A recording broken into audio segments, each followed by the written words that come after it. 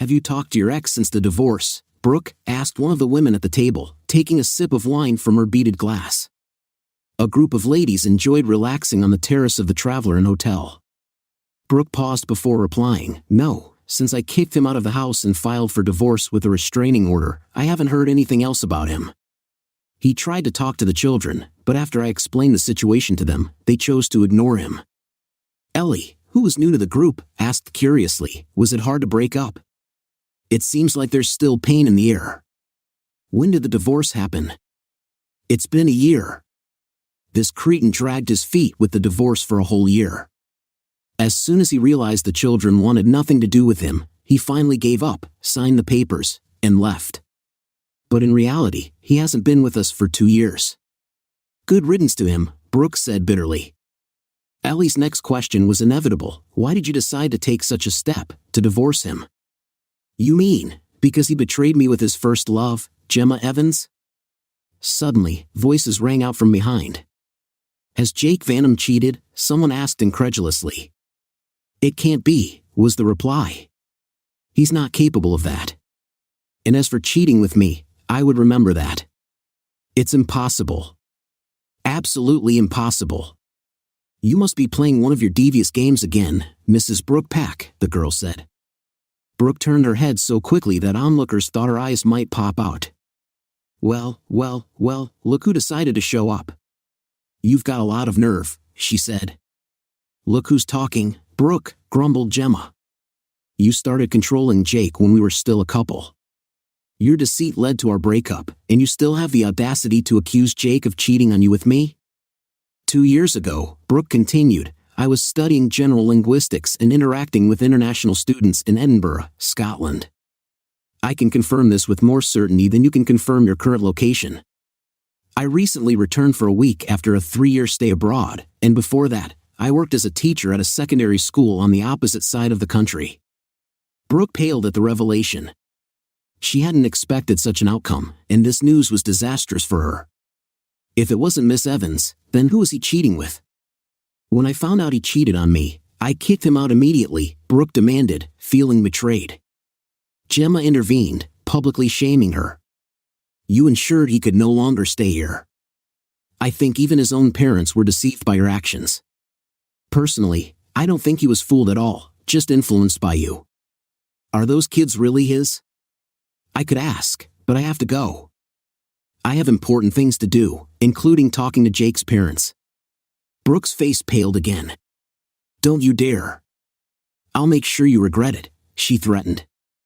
Gemma stared icily at the woman she once thought was beautiful. "Life has definitely not been kind to you, has it? You wear makeup too often to even look half attractive. And try not to let your hair down, otherwise, the resin might get on it." Despite the harsh words, Gemma knew she had to do her duty. "I have to visit your former relatives and tell them that I have an alibi in case of treachery," she said coldly. With that, she turned to leave, taking one last look back before disappearing through the exit. "Thank you for divorcing him. As soon as I find him, he'll be mine. As for your threat, it's absurd. I'm leaving for a new job tomorrow and will never return to this toxic environment." With these parting words, Gemma headed to her car and drove straight to the Vanham mansion. The elegant house looked exactly as she remembered it, 3 parking spaces at the gate and 2 towering ginkgo biloba trees planted by Jake's great-grandparents. There were tall trees lining the driveway, providing cool shade. Gemma parked the car and, taking her laptop from the trunk, climbed the 3 wide granite steps to the front door. She approached the door and knocked politely. The door swung open, and Jake's grandfather stood before her. "Yes, dear lady?" he asked. "Good afternoon, Mr. Vanham. I'm Gemma Evans. Do you remember me? It's been a long time." Yes, I remember you," he replied with a smile. "Wasn't your name mentioned in connection with Jake's marriage?" Grandpa asked.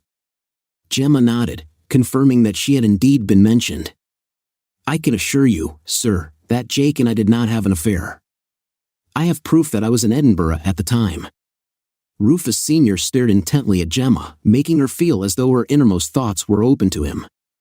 After a moment of silence, he spoke again, his eyes flashing. "Call me Rufus. It's amazing and brave of you. My son and daughter-in-law think it's all Jake's fault, but I don't agree. I don't think he's capable of that. Why are you trying to clear his name? Gemma felt that this man would easily recognize a lie and would be embarrassed by dishonesty, so she confessed honestly, Jake doesn't understand yet, but I plan to marry him. But first, I need to find him. Do you know where he is, Mr. Vanham? The old man's eyes twinkled slightly as he replied, he doesn't keep in touch with his family, but I can tell you he's currently at St. Christopher's Crossing, working at the university. But I must say, you are a wonderful woman. Let's keep this between us. And I have another secret I want to share with you. I accepted a job offer at the university where he works, so I know I'll see him. A voice came from the back of the house, Father, who is there? The old man grinned and asked Gemma if she knew where the kitchen was. Gemma nodded without turning around and almost bumped into Jake's mother. How brazen you are. Stop it, she screamed. You ruined my son's marriage, and now you come here uninvited. Get out. Jake's grandfather quickly intervened. Anna, she's my guest, and I'll listen to what she has to say. She claimed she was not in the country during this scandalous event. Anna Van Dam's demeanor immediately changed, and she looked at Gemma in disbelief. What? I find that hard to believe, she replied. Gemma calmly took out her laptop, smiled at the older man, and said, I can prove it to you. An hour later, Gemma found herself facing a distraught mother and an angry old man. What should I do now? She wondered. Gemma made the decision to be honest again. I do not know what to do. Jake and I quickly became close friends. At least as close as possible. But everything changed when Brooke came along. Gemma shared with Brooke the heartbreaking story of the loss of a close friend and soulmate. Without delving into her suspicions about an unexpected pregnancy, now Jake had to reveal the truth, if he could be found, of course. Anna was shocked by the manipulative actions of the woman who was the mother of her grandchildren and decided that Jake also needed to meet this woman. Would you like to have dinner with us, honey? Anna asked softly. And please, tell Randall your story of grief, she added. Gemma politely declined, explaining that she needed to prepare for a new job. She did not inform Anna of her whereabouts. Anna cast a brief glance to the side, saying goodbye to Gemma. If you find Jake, please let us know. I think we offended him and made the wrong choice. I really want my youngest son back, Anna said. Gemma replied calmly, if, or better yet, when I find him, I'll give you a message. But I cannot disclose his whereabouts, as it is not within my power. Jake disappeared for a specific purpose, and obviously, he doesn't want to be found. With that, she headed for her car. When she reached the halfway point, a man caught her attention. Oh no, Jake's brother, she thought, watching the man. She noticed his advanced age and increased weight. His gait resembled that of a gorilla. At first glance, he fit the description: rough cheeks, thick neck, broad shoulders, and arms spread wide as if he couldn't bring them parallel to his body. His noticeable belly bulged, his steps were shallow, and his thick upper thighs rubbed against each other as he wheezed like an old steam locomotive. Rufus Vanham studied the slender, dark-haired woman. She looked familiar to him, but he couldn't place her. I wish they would hug me, he thought, entering the house and bumping into his grandfather. Do we have a guest? Rufus asked his grandfather, noticing a figure approaching the gate. Rufus Sr. replied with a straight face, yes, this is an old friend of Jake's who wants to reconnect. Unfortunately, we don't have his real address. Annoyed, Rufus muttered, this lying little man. I have to keep acting. I have to deal with him in every sense. Climbing the stairs, he entered his specially designed apartment, created for him after an AC accident in the house. Meanwhile, Brooke was deep in thought about her life. The divorce had occurred when Jacob, also known as Jake, was 35 years old, just 2 years younger than her. Their children, born within a year of each other, were already 16 and 15 years old. Their paths did not cross immediately. Brooke first noticed the 18-year-old boy when he finished swimming. At first, she completely ignored him, not bothering to look at him. However, when a dark-haired girl came up to him and began to help him get out of his wetsuit, she couldn't help but pay attention to him. Suddenly, she found him stunningly attractive. She watched the couple closely, studying the guy's facial features. When the girl dried him with a towel and he raised his arms, she couldn't help but notice how his muscles tensed. After finding out that Jake had the toned physique of a swimmer, with powerful muscles hidden under a small layer of fat, she was determined to get him. She began to strategize how to make it a reality, ignoring the fact that he most likely had a girlfriend. It took Brooke 6 months to break down Jake's walls of shyness.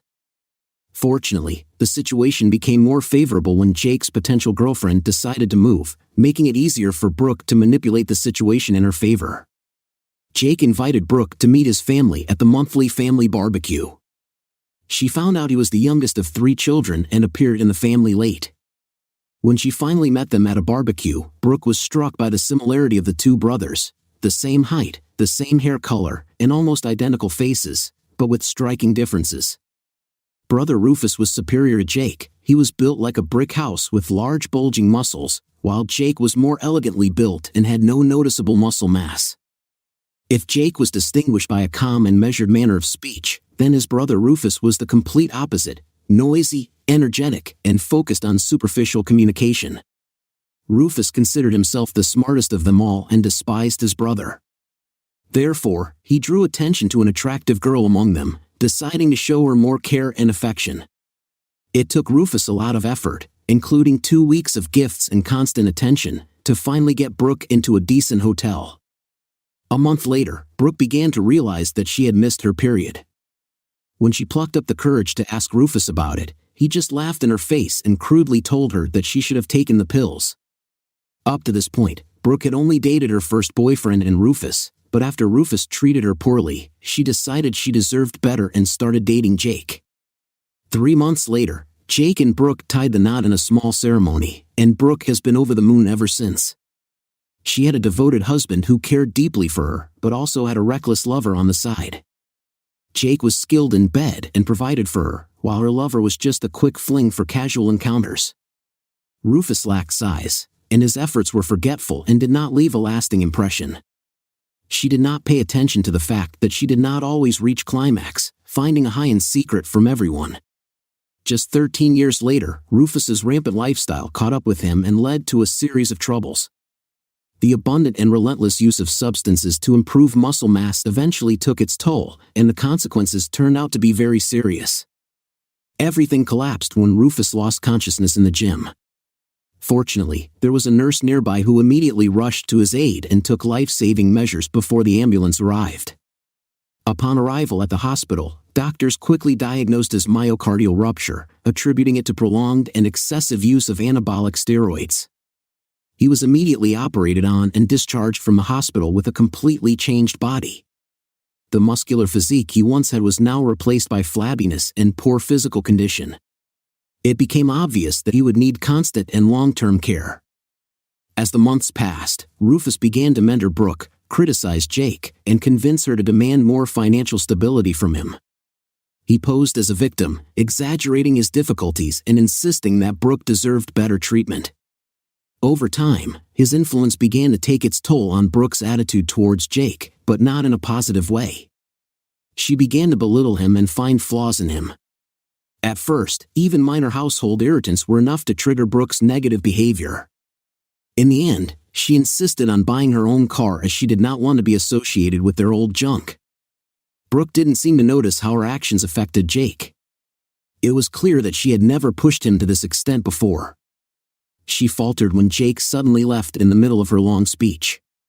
The children came running, asking when their father would come back. "Come back," she screamed. "I'm not done with you yet." But Jake simply retreated to his cramped office, closing the door behind him and turning on his laptop. A minute later, Brooke came into the room. Jake looked at her and gave her a stern order, "Go away right now." After almost 15 years of marriage, Brooke finally realized that Jake had reached a turning point. She had always thought he could take punches, but now she saw that he was actually the kind of person who kept things to himself until they boiled over. It was a revelation to her that Jake only lost his temper when pushed to the extreme. She saw the pain in his eyes as he stared into the abyss she had created in his soul, and realized that she had gone too far. Jake had reached his limit and had to defend himself. Jake had always been sure that Rufus would be the one to run the family business. The company flourished by supplying the aviation industry with first-class parts designed to ensure the safety of high-level aircraft operations. Jake, who had received a doctorate in aeronautics and a master's degree in industrial design, was preparing to become the future director of technology, as his grandfather wanted. But everything changed when his father seized control of the company and pushed Jake into the background. Although he suspected his brother was involved, Jake was not overly concerned about this turn of events. He was already overwhelmed with work when his father fired him for a formal reason. His father tried to get him to sign a document prohibiting him from working for a competitor, but Jake only laughed in his face and sang the words of the song, "I am free, and freedom tastes like reality." When he left home, Jake was approached by a major competitor with an offer he couldn't refuse. Resolutely seizing this opportunity, he worked 28 hours a week and received the same salary as when he was full-time at his father's company, but with much better benefits. Jake had long assumed that his father and brother would try to oust him, so he followed his grandfather's advice and founded his own company in Luxembourg. All his freelance work went through this company, and most of his income went to an offshore internet account in one of the European tax havens. Jake never revealed the source of the extra money coming into his regular account, but Brooke assumed he was taking on extra work to earn it. She didn't ask this question, as it made their financial situation more comfortable. In the end, Jake decided to transfer all the money to an offshore account so that his freelance work would be separated from his regular income.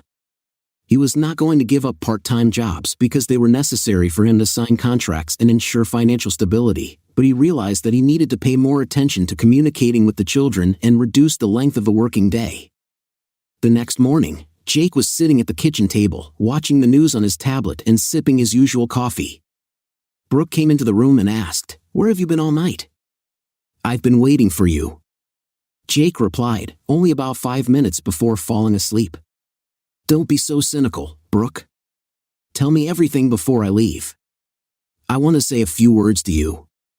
Brooke bit back a sarcastic reply on the tip of her tongue. Instead, she calmly replied, "The word is yours." Jake spoke in a tired and disappointed tone. "I've been working nonstop for several days in a row to meet your demands. I sacrificed time with our children and my own well-being. But now it's over. I've reduced my workload and set boundaries. If you want more, you have to contribute too." After a short silence, he raised his hand as Brooke began to speak. "I'm not done," he interrupted. "Your attitude towards me is unacceptable, and if this continues, we may have to consider a divorce. The decision is yours, and I'm leaving. And for once, I'll have a breakfast that I didn't have to cook myself." With that, Jake left the kitchen before Brooke could respond. She sat in shock, staring at the closed door. She had never seen Jake like this before.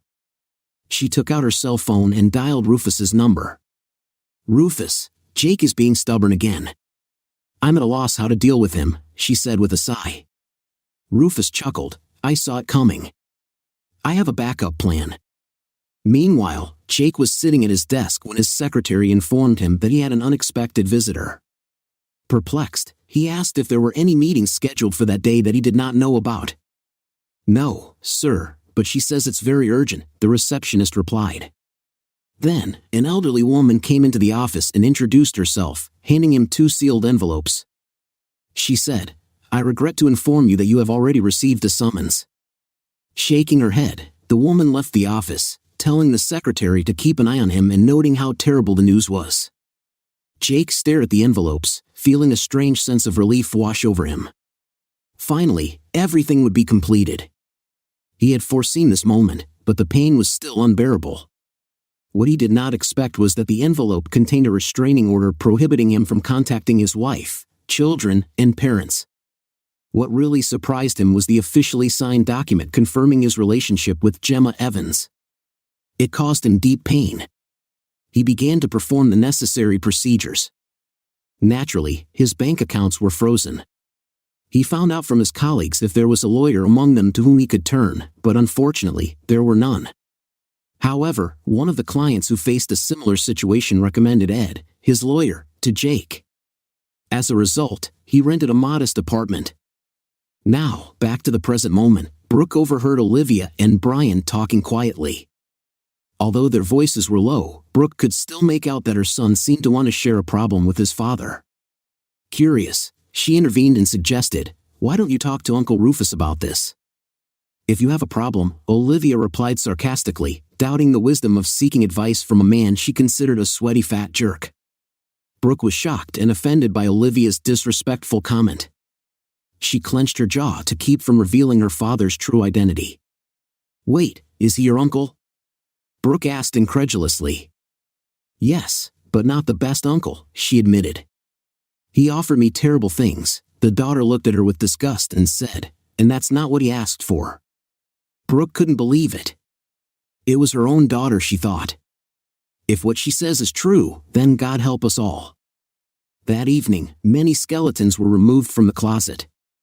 Brooke couldn't ignore the disturbing truth that Rufus was a threat to her and her children, even though nothing bad had happened so far. She saw him as a potential danger. The only reason her children were confident and able to stand up to Rufus was the self-esteem that Jake instilled in them. The real problem was Brooke's impending dependence on Rufus in terms of financial support and lifestyle. Jake paid significant alimony, ensuring their comfortable situation, but soon everything was going to change. Brooke found herself in a difficult position and regretted some of the decisions she had made. "It's nice to meet you, Leonard Dalry," Gemma Evans greeted him with a smile. "I've heard a lot of good things about you, and I'm looking forward to working together." Professor Dalry spoke about the university and his own experiences, mentioning that he was a widower and lived with his girlfriend. The friendly conversation ended with Professor Dalry mentioning that he had arranged temporary accommodation with his friend Nathaniel Thompson, who lives along the St. Christopher Trail and runs a guest house. If you are looking for a cozier option, I recommend exploring the residences in St. Christopher's Forest. Some houses are located next to the lake, and several plots of land have a building permit for university staff.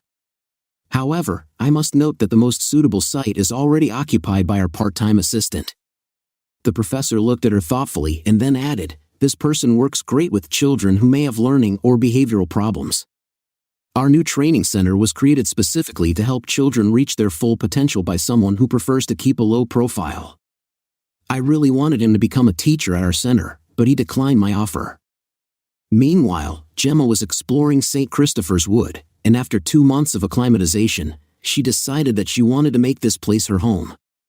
When Nadia Thompson was walking next to Gemma, they came across a sign that caught their attention.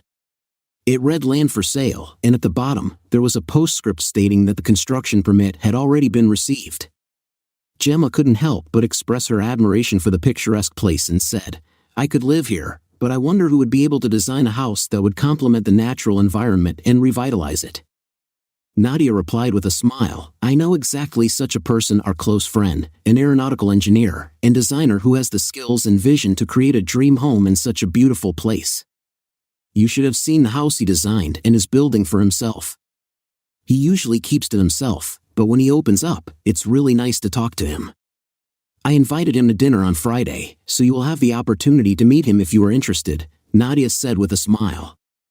Meanwhile, at the Van Dam house, Brooke hesitantly asked, "Grandfather Rufus Van Dam," turned to face her, his sharp eyes studying her intently. He recognized her as the mother of his great-grandchildren, a woman connected to the wrong person. Sensing her distress, he asked softly, "Yes, dear, what happened?" Brooke hesitated before asking, "Do you know where Jake is?"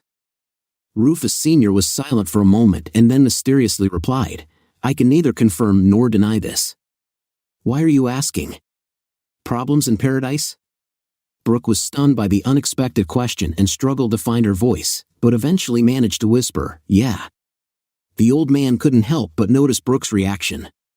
It was clear that it was time to talk to her about Rufus Jr. in a stern tone. He remarked, "There are disgusting moments in Rufus's character, don't you agree? And his dependence on steroids certainly doesn't improve the situation." Brooke hesitated and said, "I don't quite understand what you're talking about." The old man chuckled and warned her, "Don't try to deceive me. I may be old, but I'm far from weak, as my son and eldest grandson often think. I understand perfectly well that these two charming children of yours are not Jake's children."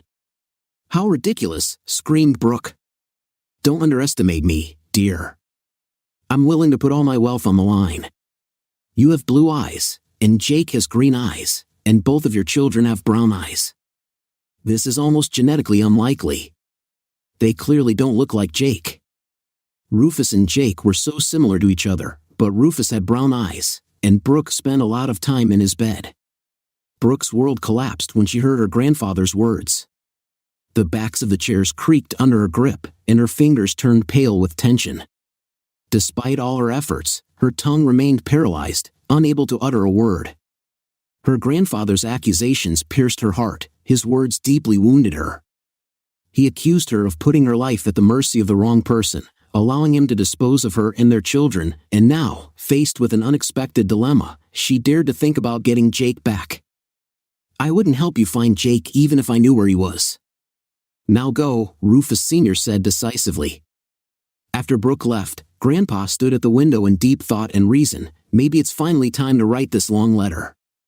During their stay with the Thompson family, Jeff and Nadia managed to get closer.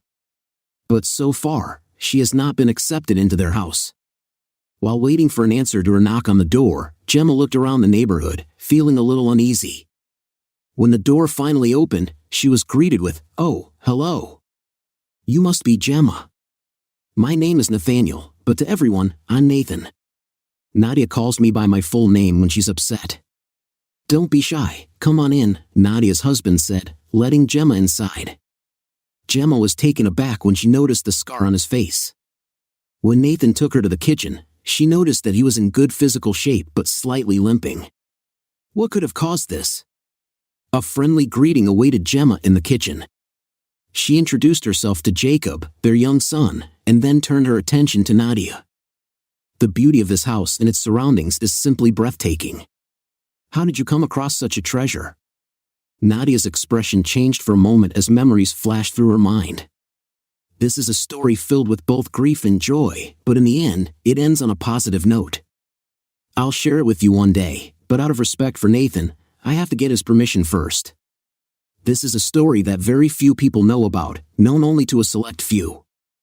At the moment, I can only point out that Nathan successfully wrested power from despotic local leaders and defeated them.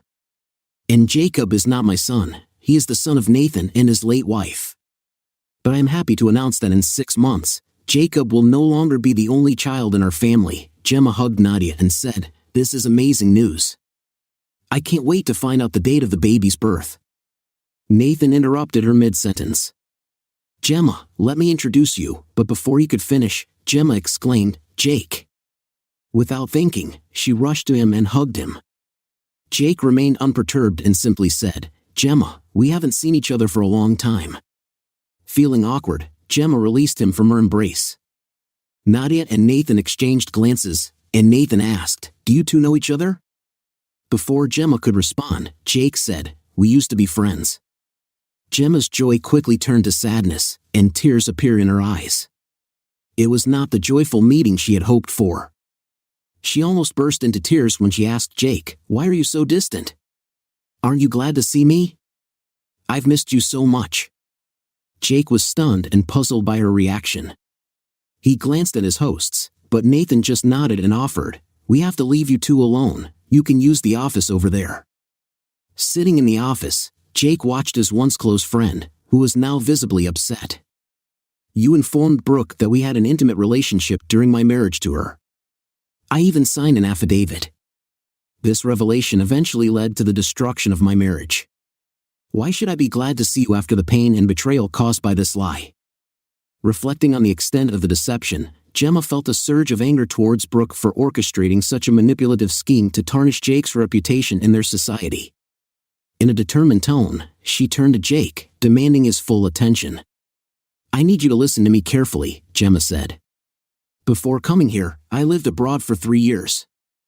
I once heard Brooke bragging about it in a pub. I couldn't resist exposing her in front of everyone. Shortly after that, I went to your parents to explain where I had been for 3 years. I also talked to your grandfather, who assured me that you were doing well and that I will most likely see you soon. That's when I decided to find you, unaware that our meeting would happen so quickly. I admit I really missed you," Gemma said. Jake blushed at the last words. What about the affidavit? Jake asked. It's all fake, Jake. My feelings for you haven't changed. I still love you. There's no way I would have started a relationship with you while you were married. I would never have been able to do that. I struggled with the feeling of betrayal, doubting my actions and what I had done to deserve it. Do you believe me? Gemma asked. Of course, he replied. You've already proved one fact by talking to my grandfather. I believe you can do the same with the rest of the items. Besides, you've always been honest with me in the past, so yes, I believe you. Gemma felt a wave of relief wash over her. The first obstacle was overcome. Now she needed to find a way to express her feelings to him. Would he feel the same way? Taking a deep breath, she plucked up the courage and, slightly pushing back her chair, wanted to ask. Jake walked over to Gemma and wrapped his arms around her, hugging her gently, and then asked, Can you forgive me? Gemma replied with a note of indignation, Forgive you for what? Jake explained that you've been terribly manipulated. Gemma reassured him, there is nothing to forgive. In a moment of unexpected intimacy, Jake bent down to kiss Gemma on the cheek, but she turned her head, and their lips touched. Gemma put her hand on the back of Jake's head, pulled him closer, and kissed him passionately. Breaking off the kiss with a wide smile, Gemma's eyes sparkled at the newfound connection between them. Jake was speechless. Did you really just kiss me? He asked, still trying to process what had just happened. Gemma nodded, a mischievous gleam in her eyes. I've wanted this ever since I found out you weren't with that woman anymore, she confessed. I didn't even claim you for Brooke. Just let me know if I'm in too much of a hurry. Her words hung in the air, leaving Jake confused and undecided. I'm not exactly in perfect shape, he admitted, feeling vulnerable and at the same time strangely calm when Gemma was next to him. I decided to build my house in a secluded place for a reason. I prefer to take my time and heal before facing my demons. The pain is too much to bear. If you let me in, I promise to always be by your side. I know you married Brooke because she was pregnant, but I can't help but wonder if the kids are really yours. It's a strange situation. And now, it's time to join our friends. And one more thing, think about accepting a job offer from Professor Douthard. It can be useful for you in many ways. When they returned to the Thompsons, Gemma made a simple statement, we have decided and discussed everything. He's mine now, although he's not completely sure about it yet. Nadia expressed her joy by clapping her hands and exclaiming, Wonderful! You handled it quickly. What's next? Then, Gemma snuggled up to Jake, pulling him to her, and smiled with a feeling of deep satisfaction in her voice. I have big plans, she said, hinting that there is retribution in the plans. Firstly, I will never let this guy out of my sight again. And secondly, who should I turn to find out about that piece of land that we saw this afternoon? The dinner was filled with laughter and stories told by Gemma from the time of their friendship. As the evening progressed, the atmosphere became more and more serious, and Gemma finally asked Jake a difficult question. How did Brooke explain the fact that she managed to give birth to a fully developed son after just 6.5 months of pregnancy? Jake answered, this question is negative. I was there, completely fascinated and not understanding anything. Looking back, I realized how stupid I was. But what exactly are you implying? Nathan, understanding the strong emotions associated with the birth of a child, gently hinted that the children might not be his and that it might be a setup. But they are strikingly similar to me and to each other, like brother and sister. This is undeniable. Jake hesitated, not daring to voice his suspicions out loud. Without delay, Gemma and Nadia clung to him, hugging him tightly and whispering something softly in his ear. Jake pulled himself together and asked, What should I do next? I need certainty. Nadia took his hand and asked, Can you remember a person who looks very much like you? Gemma added, Rufus, you are very similar. Jake shook his head. No, they have a strained relationship. Nadia paused, considering the possibility that they might have been pretending to deflect suspicion from themselves. There's only one way to accurately establish paternity, an official DNA test. To understand this complex legal process, you will need a high-class lawyer. Donna Marshall is not just one of the best, but the best in her field. Nathan, Could you get in touch with her? Nadia said, "These are difficult times for Brooke." Despite Rufus Sr.'s refusal to help her find Jake, she still couldn't find a solution. She was horrified at the thought that her children were in touch with Rufus Jr., but at the same time, she was somewhat dependent on him. She only needed him for the money he brought. When Brooke was doing household chores and the children were doing their homework, there was a sudden knock on the door. Looking through the small window, she saw a man and a woman waiting outside. When she opened the door, she asked, "How can I help you?" The woman asked, "Are you Mrs. Puckett, Mrs. Brooke Puckett, the ex-wife of Mr. Jacob Randall Van Dam?" After confirming her identity, she asked, "What's the matter?" The man replied, "I have a warrant. We need DNA samples from your children. Failure to comply with this warrant may lead to arrest." Confused, Brooke asked, "Why do you need DNA samples from my children? Is this for a paternity test?" The woman answered simply, causing Brooke to have a sudden wave of despair. She had always hoped that her children might be the reason for Jake's return to her. Another important factor was the significant amount of alimony that Jake paid for the maintenance of the children. If he finds out that the children don't belong to him, the financial support will stop, and she will no longer be able to lead her luxurious lifestyle. At the same time, another ambulance crew and a policeman arrived at Rufus Van Dam's apartment. Rufus Sr. watched closely, realizing that Gemma had most likely found Jake and he had found out the truth. Rufus Jr. refused to cooperate and attacked a law enforcement officer. The obese man could not cope with a younger and more muscular guy, and Rufus Sr. watched in horror as his noticeably limping grandson was escorted to a police car. 2 weeks later, the results finally became known. "Jake, the results are ready," exclaimed Gemma, heading towards Jake with a sense of alarm. Jake had a hard time, and Gemma knew she had to give him unwavering support. Sitting together on the couch, Jake carefully studied the document and the test results. Gemma noticed that when Jake finished reading, his complexion paled, and he looked extremely worried. "Worried?" she asked. "Jake, what's the matter? You look like you're about to have a seizure." Jake assured her that he wasn't having a seizure, but he could feel it coming. "Olivia and Brian are actually Rufus's children," he swore, that he would make Rufus and his conniving ex-wife pay for all the pain they had caused him. Gemma instinctively snuggled up to Jake to comfort him, hoping that her presence would give him the same sense of calm and security that he had given her. Despite Gemma's attempts, Jake continued to resist, exchanging only chaste hugs and an occasional peck on the cheek. Gemma's desire burned inside her, longing for an outlet. Looking into Jake's eyes, she saw vulnerability and shyness in them that touched her heart. Jake spoke softly, expressing his love for her and apologizing for not being able to give her what she needed. He acknowledged his own shortcomings and promised to fix everything. "I hope you'll believe me when I tell you that I feel the same way you do," he said, "but before I can fully devote myself to you, I need to resolve some issues.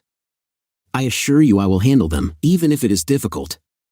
I don't want you to be involved in the difficulties ahead. If we start a relationship now, it could lead to you feeling like a rebound, which would be unfair to your emotions. If you don't have the patience to wait for me to figure myself out, I completely understand. Just let me know, and we can part amicably." Gemma felt a wave of relief wash over her like a refreshing shower on a sultry day. She understood how difficult it was for the shy man standing in front of her to open up and express his true feelings. The depth of love behind his words touched her to the depths of her soul, and she took a moment to appreciate these emotions. With a light movement, Gemma freed her hand from behind Jake's back and pulled him to her, biting into his lips with a kiss filled with all the love she felt for him. Jake's lips tingled as if they had been hit by a 9-volt battery. The shock gripped him for several reasons. Firstly, from Gemma's unexpected reaction, and secondly, her refusal to accept his attempt to push her away. With a soft voice and a gentle touch, Gemma said, "Nonsense, Jake. No more excuses.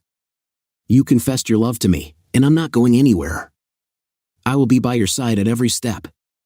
I will support and help you in everything." Jake wrapped his arms around Gemma, grateful for her constant presence. He kissed her gently on the top of her head, thinking how good she smelled. In a timid whisper, he suggested, "Why don't you postpone the construction of the house until this mess is resolved? You may not need it by then. In the meantime, I could modernize and expand my house to meet your needs." Jake suggested. Gemma was shocked. Had he really asked her to move in with him? She decided to clarify and asked, "Is this an invitation to move in with you?" "Yes, it is," Jake replied. "By giving yourself to me, you have demonstrated your devotion, and I want you to know that I am just as devoted to you. If you want a ring and a wedding, I don't mind, but I think marriage is more than just a name. If we both promise to be faithful and devote our whole lives to each other, then this is really important to me. I want us to have rings as a symbol of our loyalty. I prefer simple wedding rings for both of us." The following week, Jake and Gemma met Donna Marshall at her office.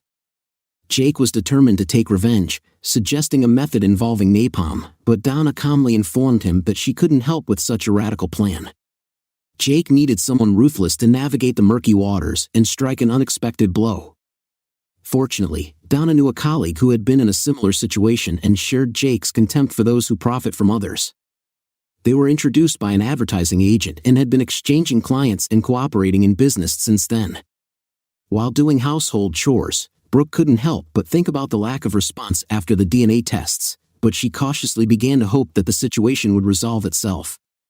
She managed to protect her children from Rufus's influence, thanks to the support of her grandfather, whom she trusted.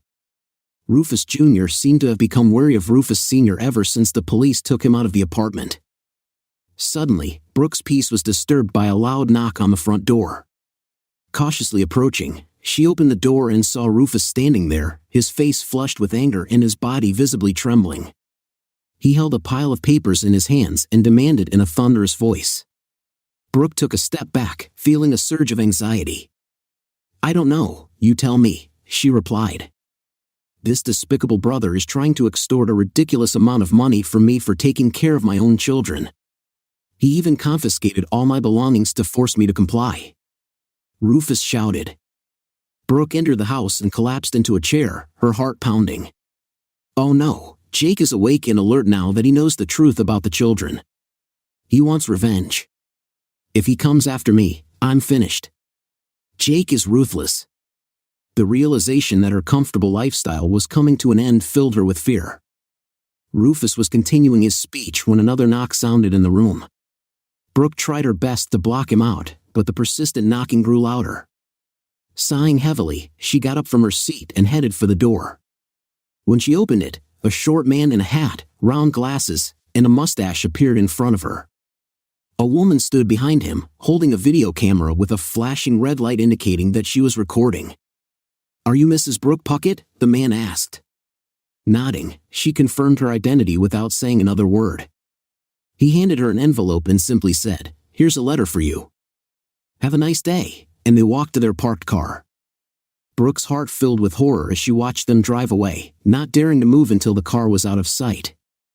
Only then did she finally close the door, turn around, and slowly walk back to her chair. The terror inside her turned into a dark, swirling mass. With trembling hands, she opened the envelope, and her fear increased when she read the documents inside. DNA tests showed that Jake was not the father of any of the children, causing her shock and disbelief. Other documents contained demands to return the money she received as alimony, as well as interest and other demands. The lawsuit stated that she made him believe that the children belonged to him and persuaded him to marry her by making false accusations. The total amount of claims was prohibitive. In addition, there was a document from Gemma Evans on the falsification of sworn testimony and another on defamation. Brooke was in a panic until Rufus assured her that the company would cover all expenses. She was the mother of his children, right? That evening, Brooke went to a family dinner where Rufus Jr. announced that they had feelings for each other and she was now his chosen one. He assured her that he would take care of the children after he dealt with the unreasonable demands of his brother and his girlfriend. His grandfather intervened, advising him to contact a lawyer since the company would not cover his deception and Brooke's actions. He reminded Rufus Jr. that Jake had already suffered enough from their actions. There was silence at the table until Jake's father spoke up, asking why Rufus shouldn't defend himself against the accusations. He argued that Rufus had every right to defend his reputation with the help of the company's qualified lawyers. Rufus Sr. intervened and said, "In fact, the accusations are not groundless. Rufus and Brooke cheated on Jake from the very beginning. Apparently, Jake has DNA confirming that the children are Rufus's. If that's the case, then Jake is absolutely right. In addition, the company has very clear rules regarding relationships, and you have violated them all. Therefore, if lawyers are involved, it will not be to confront Jake but to support the company's rules, which Rufus ignored all the time while Jake was with Brooke. Randall exploded, exclaiming, "You can't do that. I'm the CEO, not you." Rufus Sr. chuckled softly and replied, "But I own more than half of the shares in this company. As chairman of the board of directors, I have the ultimate decision-making power. Decisions of the CEO may be overturned by the board of directors, including on legal issues. Therefore, our legal team will not participate in a lawsuit just to stroke someone's ego." Rufus Jr. was beside himself with rage. He kicked his chair in frustration and ran out of the room. In the hallway, he tried to calm down and catch his breath. Rufus Sr. hurriedly threw down his napkin, apologized, and followed his grandson out of the dining room. In the hallway, Rufus Sr. couldn't help but feel a pang of sympathy for the broken man standing in front of him, but this feeling was quickly replaced by memories of the evil Rufus Jr. had done to his own brother. As he passed by, he spoke in a soft but threatening tone, "If I find out, I'll bury you so deep that even the devil won't find you. Do you understand the seriousness of my words?" Rufus Jr. was stunned by the threat. Despite his pride and arrogance, he replied, "And how are you going to achieve that, old man? People respect me too. Try it, and you'll see that this old dog has not forgotten how to bite yet." With these words, Rufus Sr. went up to his grandson, who was still catching his breath, and lightly patted him on the back. Back at his apartment, Rufus Sr. sat down at his desk and began flipping through an old notebook to find the phone number of St. Christopher Crossing University. The next morning, during breakfast, Rufus Sr. was inundated with letters from his son Randall and Rufus Jr., demanding access to the company's legal advisors. After carefully examining the documents, they came to the conclusion that the legal dispute would cost them a tidy sum. The only chance of success was to drag out the fight as long as possible, hoping that Jake would eventually run out of funds. But Rufus Sr. remained adamant in his position, warning that any attempt to seek legal assistance from a company lawyer would result in immediate dismissal. "This is an inappropriate use of the company's assets. Do you understand?" He quickly left the dining room, passing both men. Sitting down at his desk, he immediately dialed the university's number. "Good morning, this is Professor Van Dam. May I speak to Professor Daltrey? I would really appreciate it if he could give me a few minutes." Soon, a familiar voice rang out, "Rufus, my old friend. I haven't heard from you in a long time. How are you?" Rufus Sr. smiled faintly, but as he spoke, his expression quickly became serious. "Mentally, I'm fine," he began, "but physically, I'm not so good.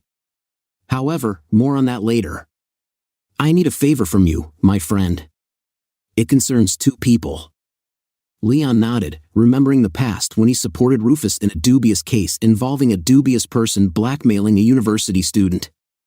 "I've always had your back," Leon replied, "and now I'm here." "What do you need?" Rufus Sr. sighed. "I'm afraid you might not like it, Leon. I plan to come to your house and try to recruit 2 of your employees into my company." Leon raised an eyebrow in surprise. "Which 2 employees do you want to recruit?" he asked. "Jake Van Dam and Gemma Evans," Rufus Sr. replied. Leon hesitated for a moment before answering, "I understand your interest in Jake, but Gemma Evans? I talked to her recently, and she told me something about Jake's divorce. She came to me looking for a way out of this situation and expressed her desire to find Jake. Based on what I know, I believe they are already connected. When can we meet with them? I want them to be ready to talk. It will take 2 hours to get there, but I can leave in half an hour. It would be great if you could join us too. Will you be able to come?" Leon agreed and said, "I'll do it." "You seem to be in a hurry." "Yes," Rufus Sr. replied simply. "See you in a few hours." Later that day, Leon was stunned by the appearance of his old friend. Despite his frail and tired appearance, his voice remained strong and his eyes shone. Before Leon invited Jake and Gemma into his office, a tense conversation took place between the older men. The reunion of Jake and his grandfather caused mixed feelings, regret for the lost time and happiness at the opportunity to hug each other once again. Rufus Sr., without requiring an introduction, immediately spoke up. "Jake, would you like to come back and lead the company?" Grandpa asked. "But Grandpa, what about Dad and brother?" Jake asked. Rufus Sr. smiled sadly and replied, "I am unwell, and my condition is getting worse. I'm afraid I won't be able to stop the chaos that this terrible couple is causing in my company. I believe that you have the potential to lead the company effectively. I have seen your abilities through my own experience." Jake was stunned and instinctively grabbed Gemma's hand. He was at a loss. "Why didn't you tell me about this?" "I have my reasons, Jake, but can you dispel my doubts?" "Of course, your friend won't mind either. I'm building a house right now, a family home for both of us," Grandpa Jake said, looking at Gemma. "A family home? Who says you need to act too fast?" "Should I stop taking the pills?" she interrupted jokingly. Jake answered quickly, "As soon as possible. I would like you and me to have children if you agree." Gemma jumped for joy and kissed Jake on the lips. "Yesterday I took the last pill. Did that satisfy your curiosity?"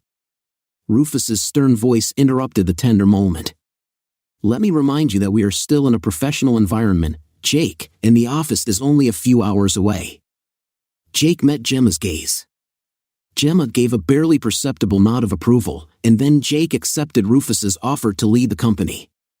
Turning to his grandfather, Jake raised the issue of his father and brother. Rufus assured him that he would resolve the issue and promised that once Jake took over the company, they would no longer be able to cause trouble. Rufus admitted that he also held a grudge against them, sharing Jake's feelings. Jake asked when he should take over the reins of the company. Gemma expressed her joy that Jake would be running the company. "Yes, Grandfather, we will definitely do it, but when exactly? I feel like my time is running out. Symptoms will start soon, and the pain will become too much." After the tragic death of his wife, Leon and several other people decided to establish a small private clinic dedicated to end-of-life care.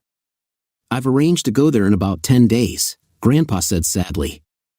Jake was lost in thought when Gemma suddenly asked, "Why all the secrecy?" "I have a feeling that Randall and Rufus will stop at nothing to protect their lifestyle. Rufus is already annoyed with Jake, and I had to threaten him when he tried to use the company's legal resources to fight Jake's lawsuits," Grandpa replied. "We came up with a plan to fight off Randall and Rufus. Do you want me to take care of it, or would you prefer to do it yourself?" Rufus Sr. replied wearily, "Get on with it. I'm tired. After my death, a message will be sent to trusted persons in the office, workshop, and factory about the blocking of the entire company. To do this, I plan to create software similar to a ransomware program. Employees will be sent home with full pay for the duration of the lockdown, as this has already been provided." Leon added, Jake and Gemma were shocked by the scale of the plan and asked about their role in it. "You will be kept informed, but it is important that you do not take any action before the reading of the will. By that point, everything will be clear, and you will be able to take over the management of the company. By then, Randall and Rufus will be the least of your worries," Jake's grandfather said wearily. "We have already settled this situation. I'll write you a letter explaining everything in detail. In the meantime, you'd better stay in the dark about current events." "Grandpa, can I visit you at the clinic?" Jake asked, his voice trembling with emotion. "I'm sorry, son, but it's better if you stay away. I want to be alone when I meet my creator, and it won't be the most pleasant sight," his grandfather replied. "With that, we say goodbye.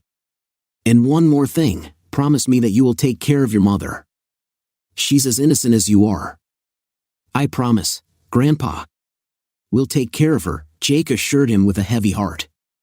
They said goodbye, and Jake left with Gemma, feeling mixed emotions. It took Jake and Gemma a while to digest the heartbreaking news.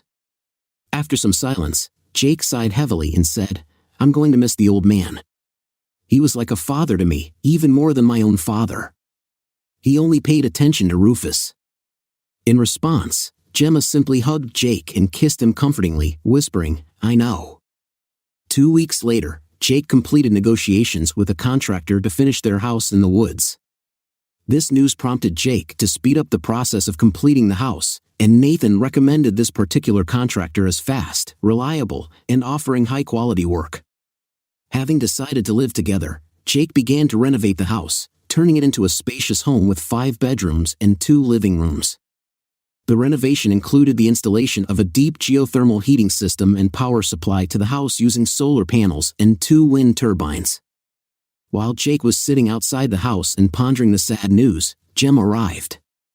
Despite her best efforts, she only managed to partially calm him down. Jake expressed the feeling that a part of himself had been taken away from him. The next day, the lawyer contacted him about the reading of the will. Jake, accompanied by Gemma, prepared for what awaited him.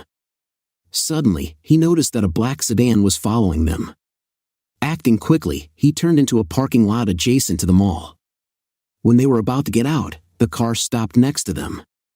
A woman got out of the car and signaled to him to roll down the window. Jake complied with the woman's request without turning off the engine or pressing the gas pedal until she showed her ID. "Sir, we are from the FBI, and we are here to protect you until this case is resolved. When you are present at the reading, please act as if you are unaware of our presence. Everything will be revealed during the reading according to Mr. Van Dam's wishes." Jake entered the conference room, leaving Gemma in the waiting area, and saw that all his relatives had already gathered. Rufus Jr. grinned maliciously, saying, "The prodigal son has returned to receive his rightful share." But before he could finish his barb, the lawyer interrupted him. "Behave yourself, sir, or you will be escorted out," the lawyer warned sternly. Rufus tried to speak again, but the lawyer firmly repeated, "Behave yourself. If you don't know how to behave, you can wait for your family outside. Do you understand?" Rufus muttered something under his breath, which caused the lawyer to repeat, "I can't make out a word of what you're saying. Do you understand that if you break the rules again, you will be expelled from the premises?" Randall wanted to intervene, but Rufus stopped him with an imperious gesture. It was clear that the lawyer could not be contradicted. "Great, now that all this nonsense has been eliminated, we can proceed with the formalities." Suddenly, the image of the wizard Gandalf from The Lord of the Rings appeared in front of Jake. He could easily be compared to a behavior lawyer. Although he was friendly and gentle, when he was annoyed, he became tough and unforgiving. Jake was brought back to reality when he heard his name called, just in time to hear the announcement that all his assets in the office were going to his only son, Jacob Randall Van Dam, who would now become his heir as chairman of the board of Van Dam Aeronautical Industries. Jake was puzzled by his grandfather's statement that he had an only son. Wasn't his father the only son? Jake was confused, trying to figure out the situation. His mother looked unperturbed, a smile playing on her lips, while Randall and Rufus reacted with anger. "I'm his son, and Rufus is my son," shouted Randall, ready to get into a fight with the lawyer. But the lawyer remained unperturbed, ignoring the outburst of anger. Without thinking, he pressed a button, and a few moments later, 4 men entered the room. It seemed that they could easily tear off a gorilla's arms as they confidently positioned themselves next to the angry men. One of them growled at Randall, "You don't want me to hurt you, do you, sir?" Randall quickly retreated, but Rufus, known for his lack of self-control, tried to attack Jake, shouting, "I'll finish you, you bastard." A moment later, Rufus was already sitting down, painfully squeezing his thumb and wrist. After restoring order, the lawyer continued to speak. "My dear friend Rufus foresaw this unpleasant situation, so he asked these gentlemen to be present here to keep the peace." He turned to Randall and said, "Mr. Van Dam has genetic data proving that you are not his son, which is why he divorced your mother. Therefore, Rufus Jr. is not his grandson." The lawyer paused briefly to make sure that Randall understood the seriousness of what was said and then continued without taking his eyes off him. "After learning about your mistreatment of your wife, your extravagant lifestyle at the expense of the company, and your connections with escort girls, he proposed to your wife. She agreed and subsequently became pregnant by Rufus Van Dam. Notarized affidavits and additional genetic data confirm that Jacob Randall Van Dam is the second son of Anna Van Dam Hansen and Rufus Van Dam." Randall's anger boiled over, and he attacked his wife, accusing her of infidelity. "You betrayed me. Your actions will have consequences. I'll make sure you run into them," he shouted angrily. The lawyer quickly intervened, signaling the two men to restrain Randall. Meanwhile, Rufus was sitting in place like a fish in water. The lawyer turned to the men and said, "Please take note of these threats and aggressive behavior. As for you, Randall, we have evidence of your involvement in a major embezzlement scheme with your son. You embezzled about $6 million from the company to finance your rampant lifestyle, not even taking into account the undisclosed amount hidden in the Cayman Islands. In addition, you have been involved in the sale of security-sensitive technologies to unauthorized organizations, including rogue states and competitors.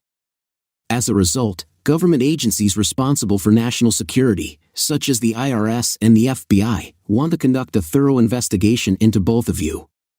Regardless of whether you want to cooperate or not, you both have an obligation to help them with the investigation." Looking at the four men holding Randall and Rufus, he calmly asked, "Could you escort these people to the exit and hand them over to the authorities?" Brooke stood outside and watched Jake enter the house with Gemma. True to her promise, Gemma hugged Jake tightly. But the world of marriage collapsed when Rufus and his father left the building. Their driver's licenses were checked, and half an hour later, they were taken away in different cars. A moment later, panic seized her, and she clung to one of the men who were leading the father and son, handing them over to the police. "I can't give you any details, ma'am. I can only say that they will help the authorities with the investigation, and it will be a long process," the man told her. Another man joined the conversation. "It seems that they are wanted for fraud, embezzlement, industrial espionage, and the transfer of secret technologies to countries under sanctions. I doubt you'll see them in the next 2 decades. Who will take a seat on the company's board of directors?" Brooke asked, feeling a sense of unease creep over her. "A man who came with a woman on his arm," she was answered. She didn't know everything that had happened at home, but now she knew for sure that Jake had one, leaving her without the luxurious lifestyle and legal protection that Rufus had assured her of.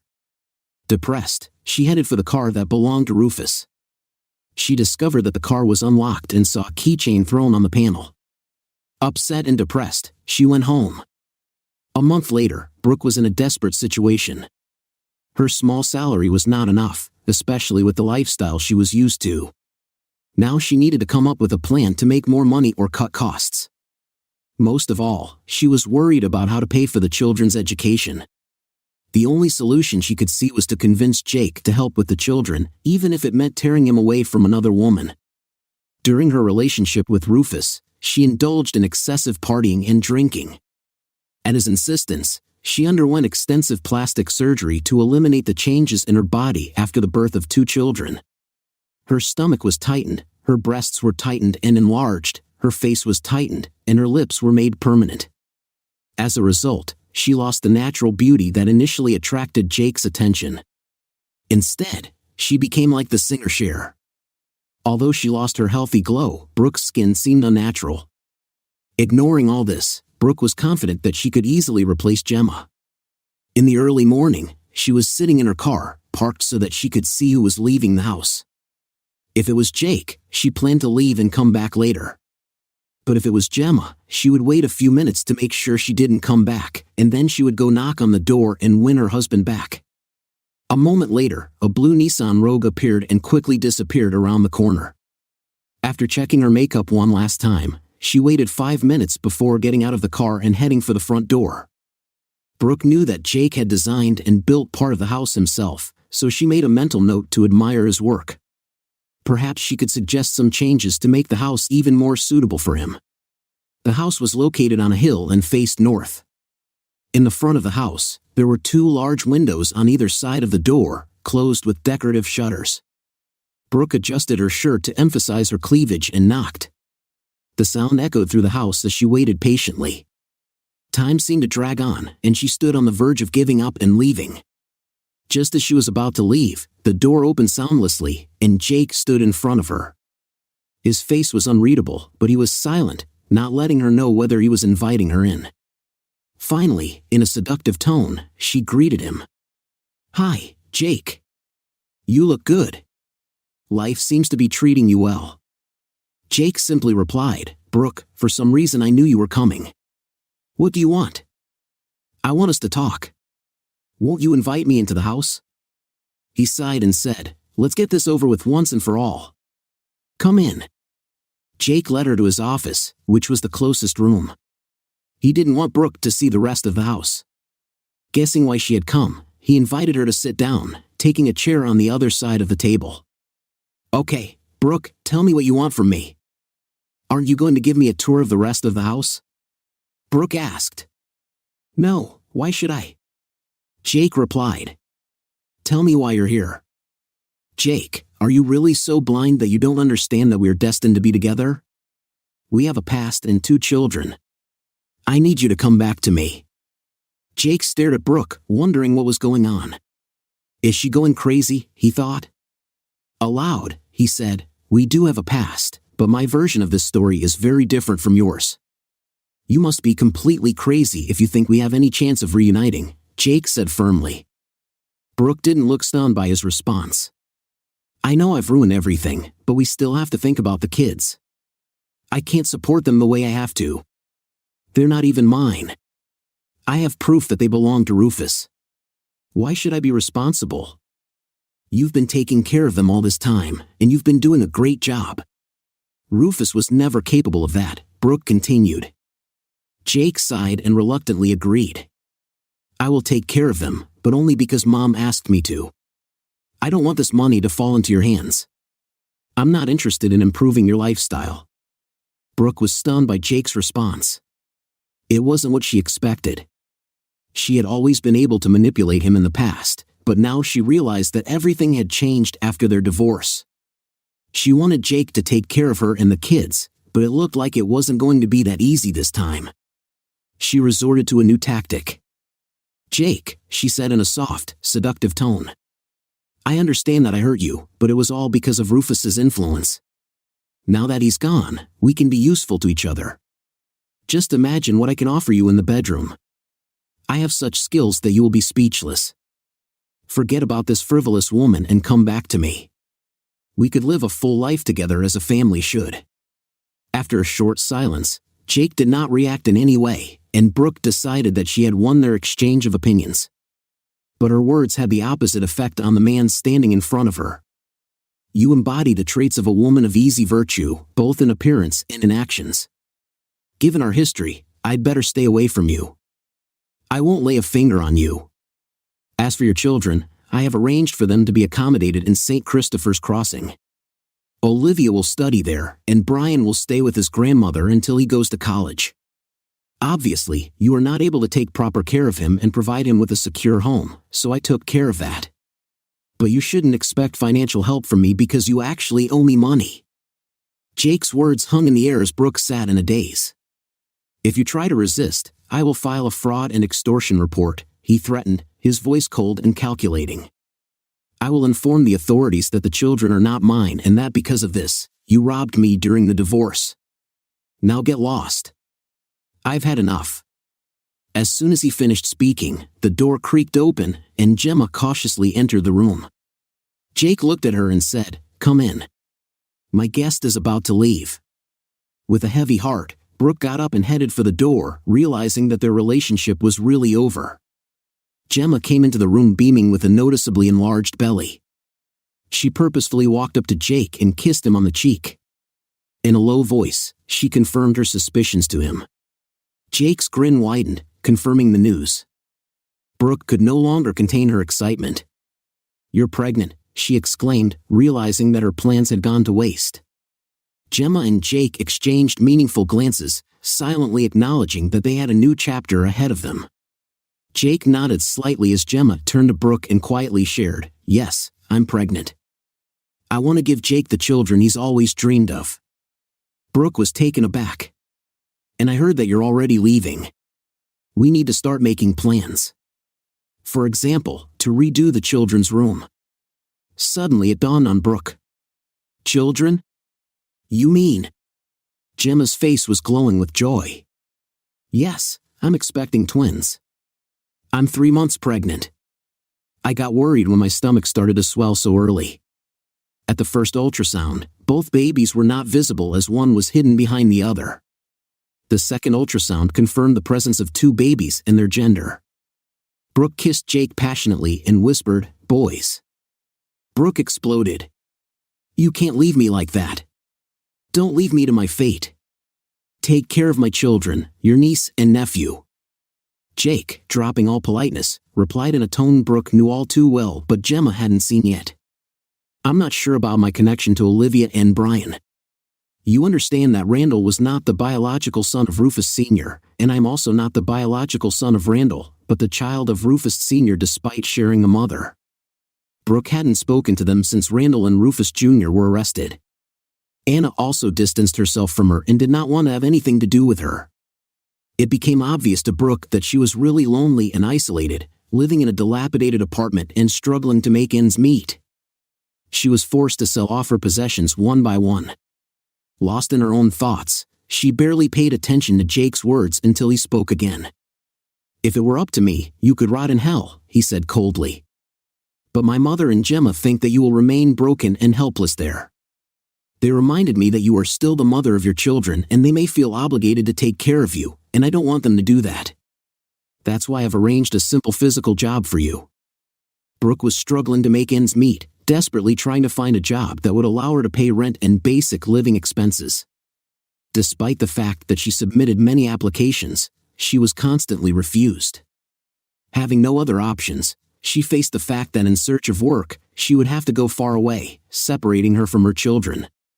In a moment of desperation, Jake handed her a business card with the address and phone number, stressing that this was her last chance to keep in touch with the children.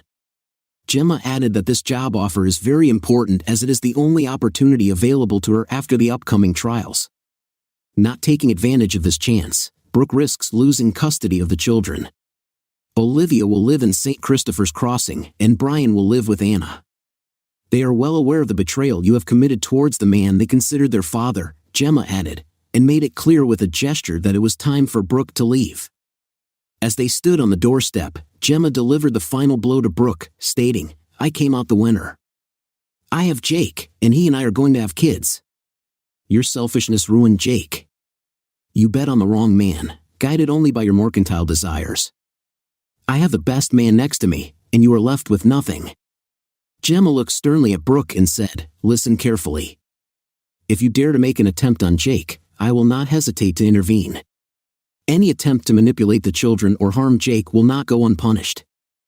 I will not rest until you are completely defeated." Brooke was stunned by Gemma's direct threats and palpable hostility. "Answer me. Do you understand? Your abuse of Jake will stop. Do you understand my words?" Gemma's voice was strong, almost bordering on a scream. Brooke replied quietly, "Yes, I understand." She wasn't allowed to communicate with Jake directly, only through Gemma. "Yeah, now go away," they ordered her. Just a few hours ago, Brooke was full of self-confidence standing in front of the mirror, but now her world had collapsed in less than an hour. Depressed, Brooke headed for her car, and Gemma sat down next to Jake and whispered to herself, "Now you belong only to me. It's been so long, but we're finally reunited." Gemma stood up and pulled Jake after her. "We need to practice," she said. Confused, Jake asked, "Train for what?" "For number 3, of course," she replied, giggling, and led him into the bedroom.